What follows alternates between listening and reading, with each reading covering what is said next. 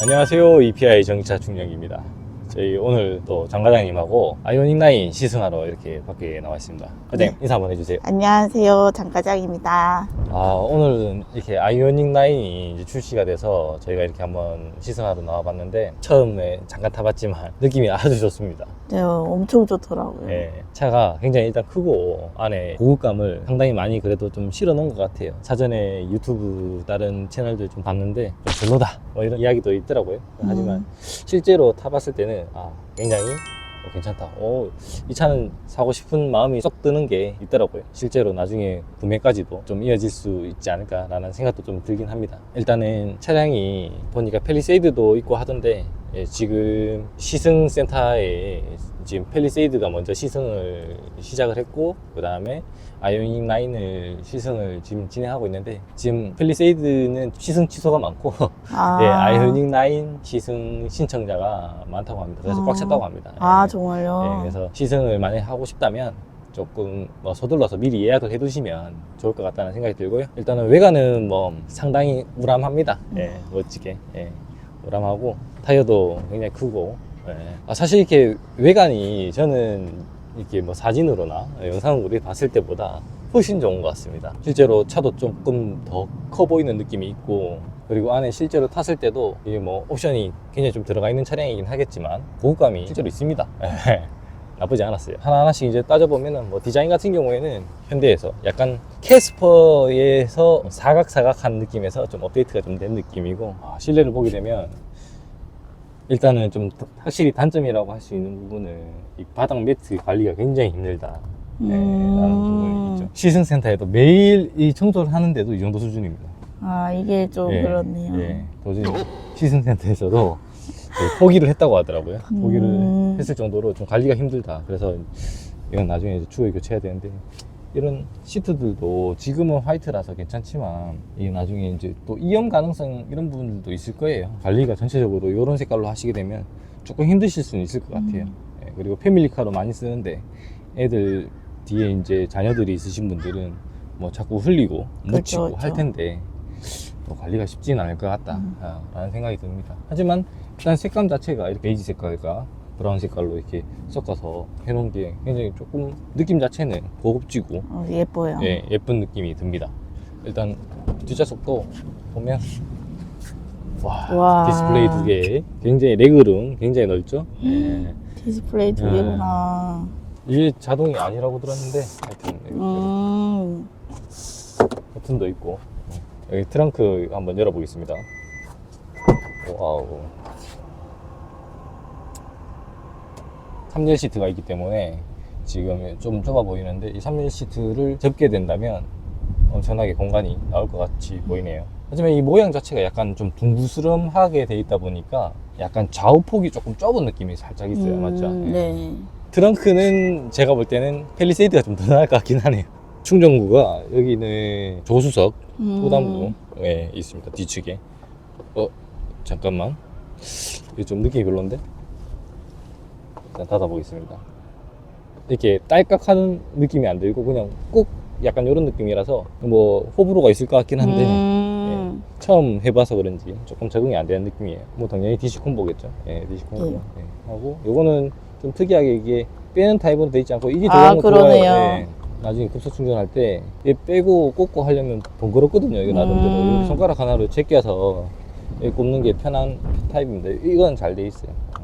완속 충전도 그냥 개방시켜 놓고 완속 충전 매일 꼽거든요. 네네. 매일은 아니지만 빈번하게 꼽는 충전이 완속 충전인데 이렇게 만약에 막혀 있다면 사용하기 불편합니다. 와, 저 유튜브 한번 보겠습니다. 일단 이게 제일 먼저 뜨니까 이게 여기서 나오는 게 아니라 이 스피커를 통해서 나옵니다. 후속 스피커에서. 그래서 굉장히 안녕하세요. EPI 전기차 충전기 채널에 오신 것을 환영합니다. 오늘은 사운드도 사운드가 이게 차량 사운드로 들리니까 뒤에서 볼만할 것 같은데요. 일단 차를 탔을 때 첫 느낌이 어떤 거냐면요, 큰 차다 보니까 확실히 묵직함이 있습니다. 핸들에도 가볍지 않고 차량이 좀 튼튼한 느낌을 주는 느낌이 있어요. 이런 부분을 또 싫어하시는 분들도 있겠지만 제가 봤을 때는 괜찮게 느껴지는 부분인 것 같아요. 이제 여기 디지털 사이드 미러가 이 양쪽에 이제 달려 있잖아요. 네. 예, 디지털 사이드 미러 같은 경우는 제가 처음 이제 이용해 보는데 일단 상당히 좋습니다. 왜냐면은 이 차량이 아까 저희가 주차해 놨을 때 네. 주차선을 꽉 채우는데 사이드 미러가 있으면 아무래도 주차하기도 불편하고 예, 주차해서 이제 내리기도 불편하고 그리고 뭐 공기 저항에도 이제 당연히 영향을 미치는 부분이긴 한데 이렇게 안에 들어가 있음으로 해서 시야를 확보를 하고 차량의 폭도 조금 줄였다는 부분에 대해서 굉장히 좋은 것 같은데요. 근데 이제 단점이 좀 있습니다. 어떤 건가요?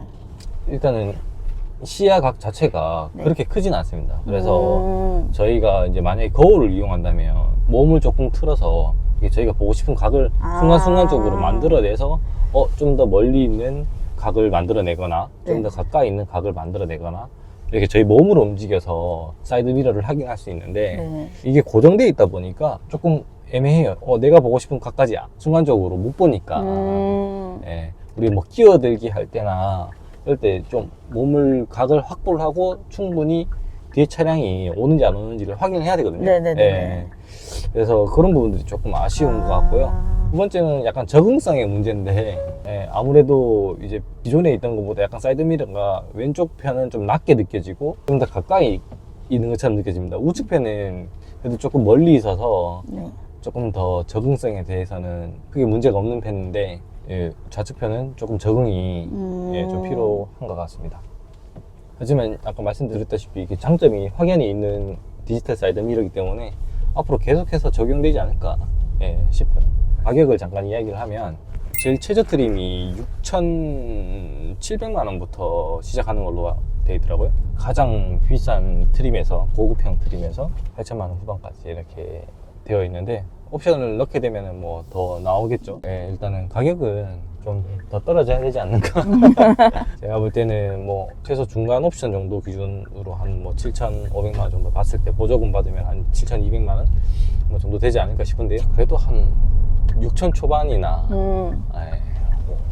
5천 후반까지는 와주면 이렇게 적극적으로 사람들이 살 수 있을 것 같은데 이런 부분은 아직 전기차다 보니까 아쉬운 부분이 있습니다. 일단 충전을 한번 해보겠습니다. 오늘은 여기 저희 사무실 11kW 충전기로 한번 해보도록 하겠습니다. 후진할 때 이게 사이드 미러가 바퀴까지 떨어져서 비춰질 줄 알았는데 그렇게 조절되진 않네요. 그냥 그대로 가는 것 같습니다.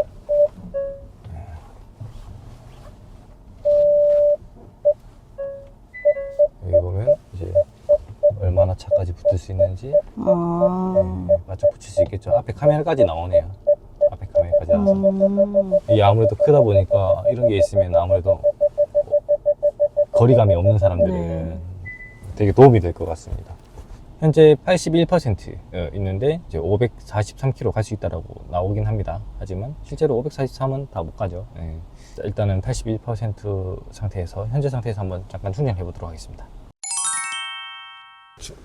충전기 전원을 좀 올리고요. 충전구를 열어서 완속 충전기에 꽂아 보겠습니다.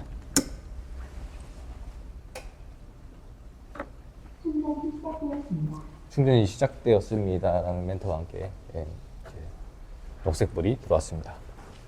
네, 82% 상태에서 이제 9.9km 딱 거의 10km에 맞게끔 10km 속도가 나오는 것 같습니다. 원래는 이제 저희 11km 충전기 같은 경우에는 10.5km까지도 충분히 나오는 충전기인데 여기가 전압가가 좀 있어요. 그래서 어떤 차량을 충전하더라도 10km가 거의 최대 속도입니다. 그래서 일반적으로 이제 전기 시설이 잘 되어 있다면 한 10.5km 정도 나올 것 같네요. 충전을 마저 종료를 하고 저희 또 시승을 하러 가보겠습니다. 네. 금지 버튼을 누를 때는 우측에 있는 버튼을 활용하시면 됩니다. 그러면 색깔이 파란색으로 바뀌면서 전류가 차단되고 그 다음에 충전기를 뽑으시면 되겠습니다. 그리고 닫으시면 되겠습니다. 일단 아이오닉 9 같은 경우에는 이제 트림이 3가지 정도로 정해져 있더라고요. 항속형, 그리고 항속형 4륜, 성능형 4륜 이런 식으로 되어 있는데 조금 더 지출을 하셔가지고 4륜 항속형으로 가시는 걸 추천드리고 그렇습니다. 이 해당 차량은 이제 성능형 가장 좋은 거네요. 이게 지금 315kW 출력이 나오는 그런 차량인데 확실히 그 출력답게 나가는 거는 굉장히 잘 나갑니다. 뭐 그렇게 경쾌한 느낌은 사실 아닌데요. 차가 무거워서 그런지 좀 묵직하고 쭉 밀고 나가는 느낌이에요. 그리고 지금 현재 81% 남았는데 공인 주행 가는 거리가 500km 조금 넘는 걸로 알고 있는데 굉장히 많이 나오고 있습니다. 실제로 주행 테스트를 해보면 한 500km 정도 타시는 것 같더라고요. 100% 기준으로. 내비게이션에서 하나 달라진 점이 있습니다. 보통은 이제 그 평면 디스플레이를 쓰는데 여기는 커버드 디스플레이를 썼어요. 예, 이 커버드 디스플레이의 곡률도 나름 꽤 있는 편입니다. 운전자 입장에서 되게 보기 편한 각도로 만들어놔서 이 부분은 칭찬할 만한 것 같아요. 근데 이게 제가 뭐 안전키가 조금 커서 그런지 모르겠지만 핸들이 시야를 조금 가립니다. 핸들이요? 네, 시야를 조금 가리는 부분이 있어서 이런 부분은 조금 불편한 것 같아요. 아까 좀 너무 그렇다고 시트를 내려도 봤는데 내리게 되면 보이긴 하네요. 보이긴 하지만 조금 SUV를 탄 느낌이 조금 덜 들어서 시트를 좀 올리고 타면은 가리게 되네요. 예, 그래서 다 보이지 않습니다. 디스플레이를 자주 봐야 될 것 같으면 시트를 좀 내리고 타야 될 것 같아요. 예. 이 아이오닉 9 같은 경우는 배터리 사양이 110kWh 정도 됩니다. 배터리 용량이 거의 역대급으로 이제 커졌어요. 예. 지금 아이오닉 5 페이스리프트 롱레인지가 84kWh인데 거기에 대비해서 엄청 커진 거죠. 하지만 주행 가는 거리가 그렇게 늘진 않았어요. 그래서 배터리의 주행 가능에 대한 효율성을 높인 건 아니고 그냥 배터리를 더 때려 넣었다. 그래서 주행 가는 거리를 500km 정도로 맞췄다 라고 볼 수 있을 것 같아요. 이 과속 방지턱이 나와서 그런데 넘을 때 예, 생각보다는 괜찮은데 연속으로 과속 방지턱 전기차가 이 과속 방지턱을 넘을 때 그렇게 좋은 승차감을 주진 않거든요. 아이오닉 9 같은 경우에는 나름 괜찮은 이 승차감을 보여주고 있습니다. 하지만 뒷좌석에 또 타면 또 느낌도 다르겠죠. 그럴 수 있죠. 예. 지금 모드가 에코, 노말, 예. 그리고 스포츠 모드가 있습니다. 스포츠 모드로 한번 정말 순식간에 갈 거니까 잘 붙들어 매세요. 꽉 잡겠습니다. 이렇게 해서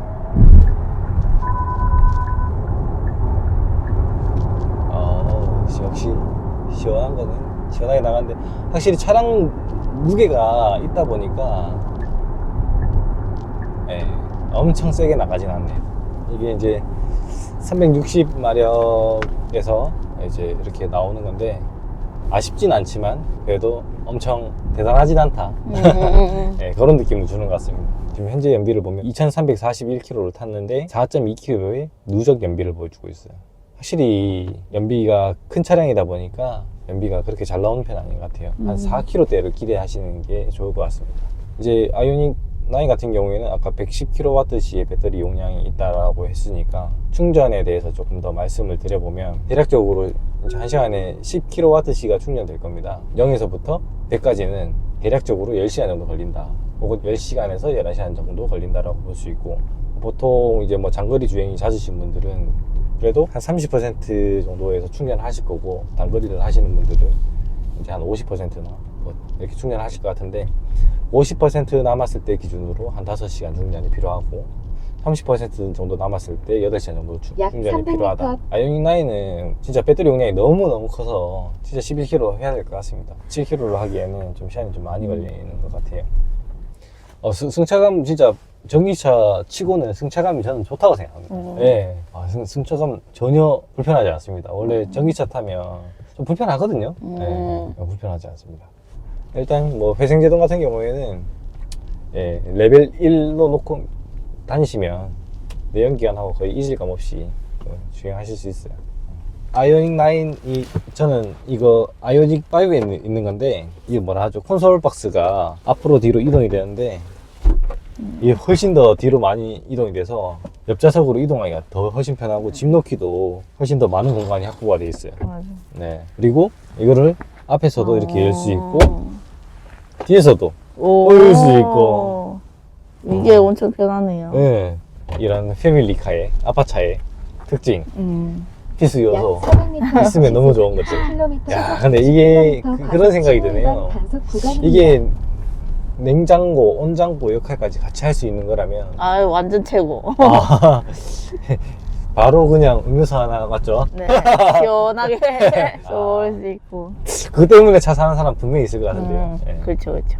나중에 BYD에서는 냉장고, 온장고가 되는 그런 약 200m 기능을 제가 넣는 걸로 알고 있어요. 아, 정말요? 단속 구간입니다. 기대가 됩니다. 그거 생기면 너무 좋을 것 같은데요. 그렇죠.